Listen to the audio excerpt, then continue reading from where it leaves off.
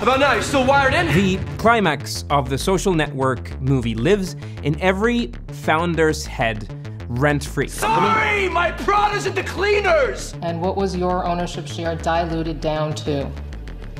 0.03%. But it's also a complete lie. I mean, kind of. Yes, it's Hollywood. Yes, we know, or we should know, that all stories are twisted for dramatic effect.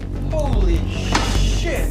But even the book that inspired the movie script was criticized for its accuracy. And more importantly, the main consultant, the source of details for the story, was Eduardo Saverin himself, precisely during the time that he was suing Mark Zuckerberg. But for an entire generation of future entrepreneurs, and I'm including myself in there, this film gave us a first glimpse into a startup world. The social network. Mark Zuckerberg has turned his social networking website, Facebook, into what it could be to become a tech entrepreneur, or so it seems. Once every 3 minutes, they all have to drink a shot. Welcome to Facebook. First time I had ever heard about Peter Thiel, or venture capital, or shares of stock. In all honesty, I thought they were my lawyers. Even what we think of Mark Zuckerberg today is inevitably influenced by what we saw in this film. Be because you're an asshole. And it's measurable. In 2021, Forbes determined that most Americans saw Mark unfavorably, which was disconnected from the perception of the brand or the company. So what the hell actually happened here? Did Mark actually do anything illegal? Or was it just Eduardo signing without reading? Like to use my pen? Or was it Mark intentionally trying to screw his best friend? We went on a hunt for the original story, for the real story. The facts, not the fiction, the numbers and the legal paperwork. And this is a mandatory cautionary tale for any startup founder. Here's the real story of how Mark Zuckerberg screwed his best friend. Now, you're gonna see in a minute the tricks that Mark was able to pull to screw Eduardo Saverin in this transaction. But the truth is that as founders, we have to make these decisions. We have to sign these documents, incorporate companies without a real understanding of what it means or what it could mean for the company in the future.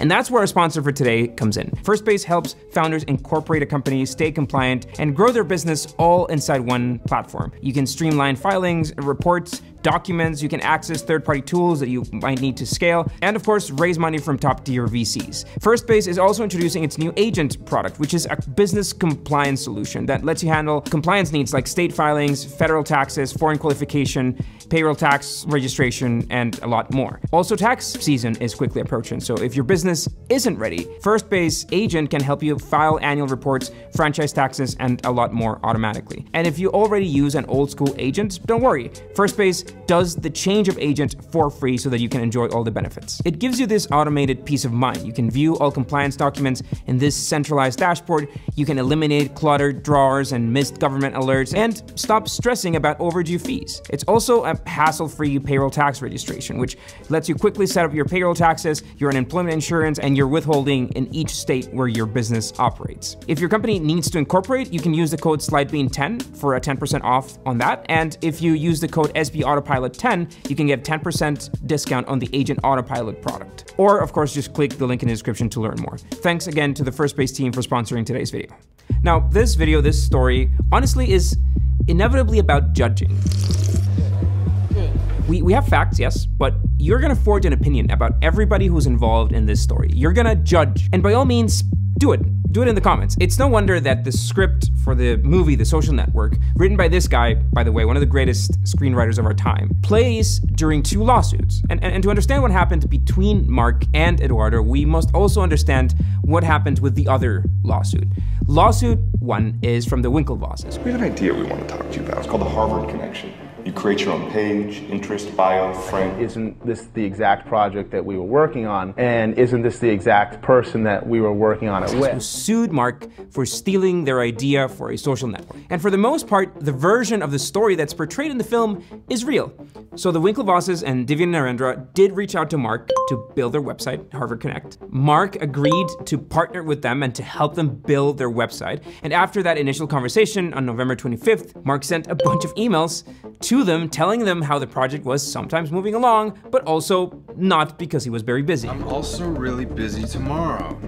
Okay, anybody else feel like there's something up with this guy? All of these emails are real. When the lawsuit happened, these emails were made public and Facebook's lawyers didn't question them, so essentially fact. But Years later, another set of messages was leaked to the public. Private messages from Mark that showed his real intention surrounding Harvard Connect. It's hard to argue for Mark Zuckerberg on this one. I mean, all evidence points to what we all understood from the film. He stalled the team to get the upper hand on the release of the Facebook. Now, the movie, thankfully, doesn't bother you with all the details about the absolute legal chaos that was all of these lawsuits, because it wasn't just the Winklevosses and the company ConnectU suing Mark, it was Facebook suing back ConnectU, and then a company called i2Hub over their attempt to copy Facebook with another platform called Social Butterfly. And then they settled this lawsuit. Facebook agreed to pay ConnectU with a combination of cash and shares, but then more lawsuits happened. ConnectU sued just weeks after the settlement, again,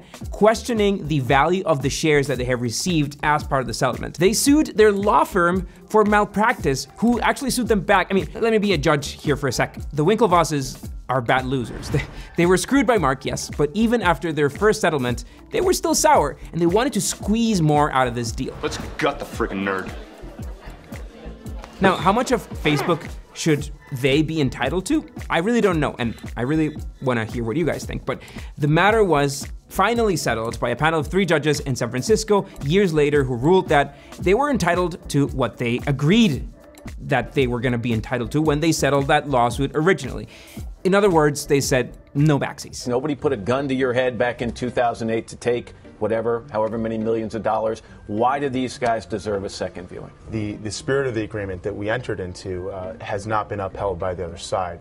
With respect to part of the consideration being in equity, they misled us to the valuation of the company and the actual stock that we were to receive. They were even sour about that, and they even threatened to take this case to the Supreme Court, which eventually stopped them. Now, the lesson that many founders will extract out of this whole story is don't tell your idea to anybody because they might steal it. And I think that's a bullshit lesson. The real lesson to me is that execution is everything. It's not the first one to launch, it's not the one that comes up with the idea, it's who does it better.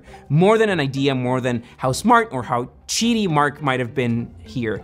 Facebook had one advantage over ConnectU, its ability to execute with in-house talent. No contractors, no external developers, but the key skills to build Facebook were contained with the founding members of the company. I see so many Winklevosses, really I do, in my work. Maybe not as rich, but the type of founder with an idea that is just looking to recruit a developer to build it. And there's always that relationship. It's my idea, you're just my employee, and you're building it. So just do what I say. And that's not how things work. If your startup can't exist unless you recruit that person with that specific skill, coding, then they are as important to the company as you are. So you must treat them as partners, as your peers, which is not the case in this story. If you guys were the inventors of Facebook, you'd have invented Facebook. And that, of course, brings me to Mark and Eduardo's relationship. Not before throwing shade one last time at the Winklevosses, not because of the actor who played them, but the real ones, more recently because their crypto exchange crashed after they put too much trust in another geeky character. But that's a story for another day, which we actually already covered. But let's go back to Eduardo's story. Now, for us middle-class people, it's always easier to relate to a rags to riches story. Steve Jobs, who was an orphan, or, that type of story. Zuck was not that. Eduardo Saverin was not that. Eduardo is Brazilian. He's the son of Roberto Saverin, a well-known rich businessman in Brazil, investor in retail and real estate and logistics. That story in the movie about him learning hurricane patterns and predicting the price of oil is actually true. You can read the weather, you can predict the price of heating oil. He also did wear a suit to class. But remember, the main source material for the film comes from a sour Eduardo Saverin with an active lawsuit against Facebook. The screenwriter also took some liberties from the book. So here's really how much Saverin was involved with Facebook. On October 28th, 2003, a drunk Mark Zuckerberg hacked FaceMash after breaking up with his girlfriend. That's a fact. It crashed Harvard's server after a few days, not overnight. And Saverin was peers supporting him through the breakup and the mischief. After the success of FaceMash and some inspiration from the Winklevosses, he figured what he needed to build the Facebook. Now, what we know about this comes from a combination of interviews with people close to Facebook during those first few years. It partly comes from the leaked instant messages that we mentioned earlier, and from the research on the book, which there is some truth to it. Anyway, apparently Mark didn't just want Eduardo next to him in the company because of the money. Eduardo was connected, he was head of the investment society, and to an engineer like Mark, who loves coding, he needed this understanding of business, and that's why Eduardo was key. In exchange for his participation, Mark offered him about 2/3 of the company. Eduardo is CFO and owns 30% of the company. Now, the first company investment was actually $1,000 each, according to Rolling Stone, and even in one of the lawsuits, Saverin stated that they both had agreed to contribute $20,000 each in cash for the company, and he actually claimed that Mark never brought that money in. Through an instant messaging conversation, it was apparently clear that Eduardo was the one covering most of the server costs during that time. Now, a new member, Dustin Moskovitz, joined the company, got 5% out of Mark's share. That's also a fact. 65% for Mark Zuckerberg, 30% for Eduardo Saverin, and 5% for Dustin Moskovitz. Now, in the summer of that first year, Dustin and Mark moved to a house in Palo Alto. Fact. While Eduardo... Where's Eduardo? He got an internship in New York. Eduardo didn't come out. Eduardo was tasked with 3 things during this separation: to set up the company, to get funding, and to write a business model, which is not a thing you need these days. Imagine if Slidebean had existed at the time. They would have been done in a day. Now, he actually did set up the company in April of that year, a Florida limited liability corporation, which was a bad idea. We also made a whole video about that. Anyway, the coast-to-coast separation between these two guys seemed to cause some trouble. Now, Eduardo was running another startup called Jaboozle, which was this job board site. He was running it on his own, and apparently he put ads on Facebook for it without asking Mark first, which of course sparked a discussion. Now, during the summer, Mark and Dustin met Sean Parker, and you have heard of him. I'm Sean Parker. How do you do? You must be Eduardo and Christy and Mark. Sean was really one of 3 co-founders of Napster. Having been in this startup world in California for a while, he understood how to navigate all of this. So Mark decided to skip school next year and to work entirely on Facebook, as long as he could secure some funding. Hey guys, come on back. And Sean Parker was able to rally investors around the startup, mainly Peter Thiel. Now, Peter Thiel was already a big, well-known investor in the Valley. He co-founded PayPal and was therefore one of the so-called PayPal mafia, along with others like Elon Musk and the founders of YouTube.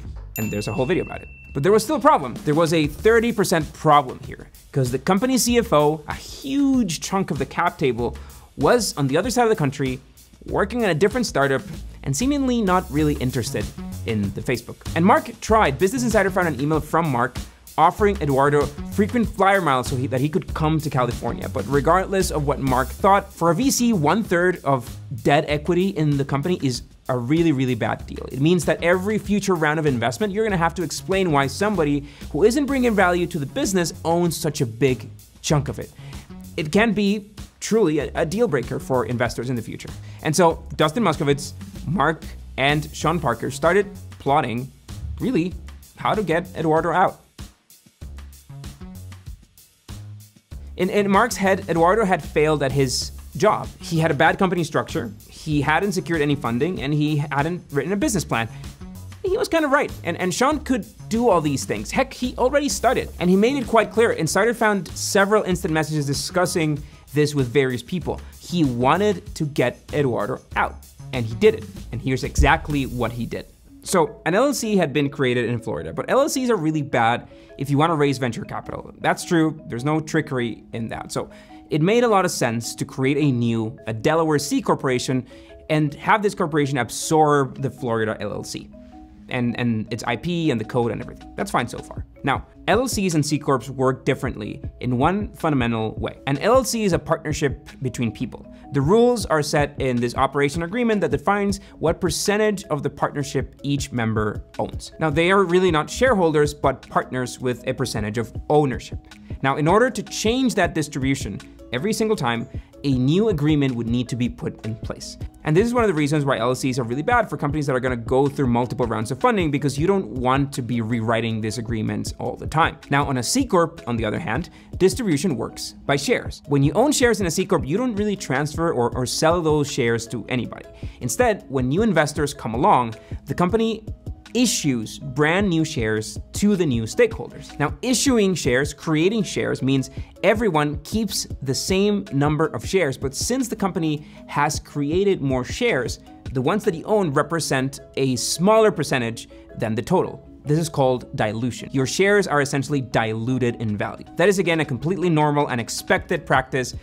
companies around the world as they raise money from investors. Now, the rules of how these shares can be issued are based on a different document. That's called the bylaws. Now, the bylaws are like the constitution, the governing document for everything that the company does, and it's gonna be really important in a sec. Now, in Facebook's specific case, a new C Corp was established with a share distribution that looked something like this. Different accounts vary in the exact numbers, and we've been digging through a lot of data and documents to find the right numbers, and this is the closest that we could find, sourced from a combination of, again, Business Insider articles, the book, and the Facebook Effect, another book that tells the story. Now, accounts say that when the new C Corporation was established, Mark agreed to change the distribution a little bit, to increase Dustin's share ownership, as well as carving out a portion for Sean Parker, while leaving Eduardo's percentage ownership untouched for now. Now, Peter Thiel and a couple of extra investors invested $510,000 via a convertible note. A convertible note is like a loan that's eventually meant to convert into equity, into stock in the company, but it happens later in the future with the next round of funding for the company. The convertible note has something called a valuation cap, which is about $5 million in this case, which meant that when the company secured additional funding, this capital would convert to around 10.2% of company stock. We have a whole video detailing how these convertible notes work. We have a financial model template with a cap table section to run your own math in these cases. And I'm gonna put it in the comments. But the point is, everything so far has been perfectly done by the book. Something about this restructuring didn't sit well with Eduardo. He became suspicious. And it was around this time that he froze the bank account, the Florida LLC bank account, which he still had some control over. That's a fact. I'd like to freeze this bank account and cancel all existing checks and lines of credit. Now, we know about this because of the lawsuits. We know that Mark's family had to step in and inject up to $85,000 to help the company survive through these days while Peter Thiel's money came into the company. It pays off to have rich parents. But soon enough, Peter Thiel's money came in, things continued to operate smoothly through the end of 2004. And that's when the company hit its first million users. And here comes Mark's trick at the beginning of 2005. When signing for his 3.4 million shares in the new company, Mark convinced Eduardo to renounce the voting rights of his shares and to delegate those voting rights to Mark's shares. Now, so Mark became the only director in the company. The company bylaws and the rules allowed him to make certain decisions without the need of approval from the other shareholders. And then finally, when signing his shares, Eduardo also accepted that he was not going to be an employee of Facebook. This is gonna be like I'm not a part of Facebook. And then finally, in January, Mark finally had everything he needed to execute his plan.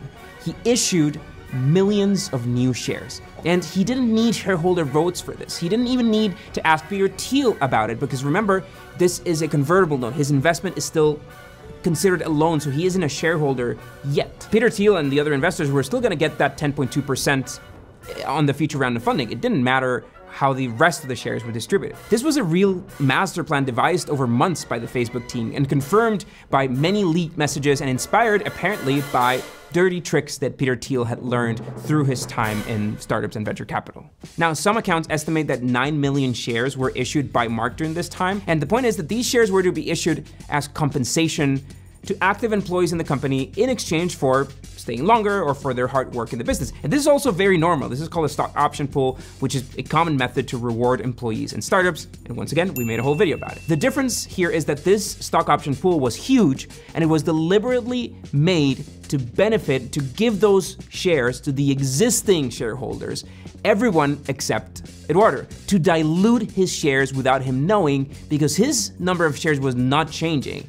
It's just that the company had suddenly created many more shares and had given them to the same people. Mark would then double the shares for Sean Parker and for Dustin Moskovitz in exchange for their commitment with the company for another year, and he would also take additional shares himself in exchange for his own involvement. Now, since Eduardo was not an employee, he would never be entitled to any of these stock options or additional shares. By April 2005, the company closed another round of funding, almost $13 million, at a $98 million valuation led by Axel Partners. And this meant, once again, that the company was gonna issue new shares that was gonna dilute everyone's shares evenly this time. And when signing these documents, that's where Eduardo finally noticed. And what was your ownership share diluted down to?